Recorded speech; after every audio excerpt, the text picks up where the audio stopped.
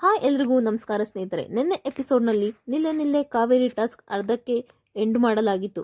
ಆದರೆ ಆ ಟಾಸ್ಕ್ನಲ್ಲಿ ಯಾರು ಗೆದ್ರು ಎಂಬುದು ಎಲ್ಲರಿಗೂ ಕುತೂಹಲ ಇದ್ದೇ ಇರುತ್ತೆ.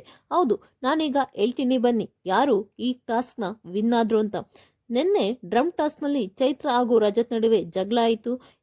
ಆದರೆ ಇವತ್ತಿನ ಎಪಿಸೋಡ್ನಲ್ಲಿ ಕಾವ್ಯ ಹಾಗೂ ಅಶ್ವಿನಿಯವರ ನಡುವೆ ಜಗಳ ಆಗುತ್ತೆ. ಇದರ ರೀಸನ್ ಏನಂದ್ರೆ ಕಾವ್ಯರವರನ್ನು ಅಶ್ವಿನಿಯವರು ಸೈರನ್ ಆದರೂ ಕೂಡ ಅವರನ್ನು ಬಿಟ್ಟಿರುವುದಿಲ್ಲ.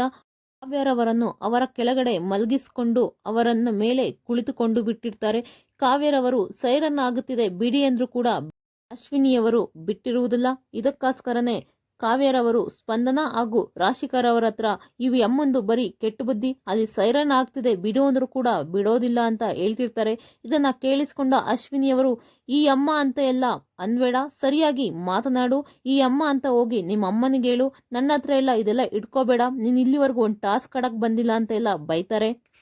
ಅದಕ್ಕೆ ಕಾವ್ಯರವರು ಕೂಡ ನಿಂದೆಲ್ಲ ಬರೀ ಕೆಟ್ಟು ಬುದ್ಧಿನೇ, ನೀನೇನೋ ಒಳ್ಳೆಯವಳಾಗಿದ್ದಾರೆ ಅಂತ ಎಲ್ಲರೂ ತಿಳ್ಕೊಂಡಿದ್ರು, ಹೋಗಮ್ಮ ಬಾಯಿ ಮುಚ್ಕೊಂಡು ನೀನಿನ್ನೂ ಅದೇ ಹಳೆ ಬುದ್ಧಿಲೇ ಇದ್ದೀಯಾ ಅಂತ ಮತ್ತೆ ರಿಟರ್ನ್ ಆಗಿ ಕಾವ್ಯರವರು ಕೂಡ ಬೈತಾ ಇರ್ತಾರೆ. ಆದರೆ ಈ ಟಾಸ್ಕಲ್ಲಿ ಯಾರು ವಿನ್ ಆದ್ರು ಅಂತ ನಿಮಗೆ ಗೊತ್ತಾ? ಈ ಟಾಸ್ಕ್ ಯಾರು ಕೂಡ ವಿನ್ ಆಗಿಲ್ಲ. ಈ ಟಾಸ್ಕ್ ರದ್ದಾಗಿದೆ ಅಂತಲೇ ಹೇಳ್ಬೋದು.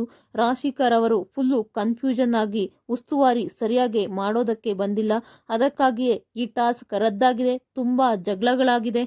ರಾಶಿಕರ್ ಅವರ ಕನ್ಫ್ಯೂಷನ್ ಉಸ್ತುವಾರಿಯಿಂದ ಈಗ ಇಬ್ಬರು ಕೂಡ ಈ ವಾರ ನಾಮಿನೇಟ್ ಆಗಿದ್ದಾರೆ, ಅಶ್ವಿನಿ ಹಾಗೂ ಸ್ಪಂದನರವರು. ಈ ವಾರ ಮನೆಗೆ ಹೋಗಲು ನಾಮಿನೇಟ್ ಆಗಿರುವ ಸದಸ್ಯರು ರಜತ್, ಧನುಷ್, ಸ್ಪಂದನ, ಅಶ್ವಿನಿ, ಮಾಳು, ಚೈತ್ರ, ಒಟ್ಟು 6 ಜನ ನಾಮಿನೇಟ್ ಆಗಿದ್ದಾರೆ. ಅದೇ ರೀತಿ ಈ ವಾರ ಸೇವ್ ಆಗಿದ್ದು ಕ್ಯಾಪ್ಟನ್ಸಿ ಟಾಸ್ಕ್ಗೆ ಆಯ್ಕೆಯಾಗಿರುವವರು ಯಾರೆಂದರೆ ಗಿಲ್ಲಿ, ರಘು, ಸೂರಜ್ ಹಾಗೂ ಕಾವ್ಯರವರು ಕ್ಯಾಪ್ಟನ್ಸಿ ಟಾಸ್ಕ್ಗೆ ಆಯ್ಕೆಯಾಗಿದ್ದಾರೆ ಹಾಗೂ ಸೇವ್ ಕೂಡ ಆಗಿದ್ದಾರೆ. ಈ ವಾರ ತುಂಬ ಜನಕ್ಕೆ ಕನ್ಫ್ಯೂಷನ್ ಕೂಡ ಇರ್ಬೋದು. ಗಿಲ್ಲಿ ಹಾಗೂ ರಘುರವರು ಯಾವಾಗ ಕ್ಯಾಪ್ಟನ್ಸಿ ಟಾಸ್ಕ್ಗೆ ಆಯ್ಕೆಯಾದ್ರು, ಅವರು ಯಾವ ಟಾಸ್ಕ್ ಗೆದ್ರು ಅಂತ. 4ನೆಯ ಟಾಸ್ಕ್ ಅಂದರೆ ಈ ವಾರದ ಕೊನೆಯ ಟಾಸ್ಕ್. ಒಟ್ಟು 4 ಜನ ಆಡಿರೋದು. ಅಂದರೆ ರಘು, ಗಿಲ್ಲಿ ಒನ್ ಟೀಮ್ ಆದರೆ ಧನುಷ್ ಹಾಗೂ ರಜತ್ ಅವರು ಒನ್ ಟೀಮ್ ಆಗಿರ್ತಾರೆ. ಅವ್ರು ರಜತ್ ಜೊತೆ ಹಾಗೂ ಧನುಷ್ ರವರ ಜೊತೆ ಆಟ ಆಡೋದು ಮಾಳುರವರು ಎಕ್ಸ್ಟ್ರಾ ಪ್ಲೇಯರು. ಅದೇ ರೀತಿ ಗಿಲ್ಲಿ ಹಾಗೂ ರಘುರವರ ಜೊತೆ ಎಕ್ಸ್ಟ್ರಾ ಪ್ಲೇಯರ್ ಆಗಿ ಸೂರಜ್ ರವರು ಆಡ್ತಾರೆ. ಈ ಟಾಸ್ಕಲ್ಲಿ ರಘುರವರು ಫಾಸ್ಟಾಗಿ ಬಾಲ್ಗಳನ್ನ ಓಲಿಗೆ ಹಾಕಿ ಈ ಟಾಸ್ಕ್ನ ಗೆಲ್ತಾರೆ ಅಂತಲೇ ಹೇಳ್ಬೋದು. ಒಟ್ಟಿನಲ್ಲಿ ರಘು ಹಾಗೂ ಗಿಲ್ಲಿ ಅವರು ಈ ಟಾಸ್ಕ್ ಗೆದ್ದು ಕ್ಯಾಪ್ಟನ್ಸಿ ಟಾಸ್ಕ್ಗೆ ಆಯ್ಕೆಯಾಗಿದ್ದಾರೆ. ಇಲ್ಲಿ ರಜತ್ ಆಗ ಧನುಷ್ ಅವ್ರನ್ನ ಕೂಡ ಗಿಲ್ಲಿಯವರು ಆಡ್ಕೊಳ್ತಾ ಇರ್ತಾರೆ. ನೋಡಿ ಅಣ್ಣ, ಒಬ್ರು ಟಾಸ್ಕ್ ಮಾಸ್ಟ್ರು, ಇನ್ನೊಬ್ರು ಹೇಳ್ತಾ ಇದ್ರು ಟಾಸ್ಕ್ ಬನ್ನಿ ತೋರಿಸ್ತೀನಿ ಅಂತ, ನೀನೇ ಮಕ್ಕಡೆ ಮಲ್ಕೋಬಿಟ್ಟದಣ್ಣ. ಒಬ್ರು ಟಾಸ್ಕ್ ಮಾಸ್ಟ್ರು ಮಕ್ಕಡೆ ಮಲ್ಕೊಂಡ್ರು.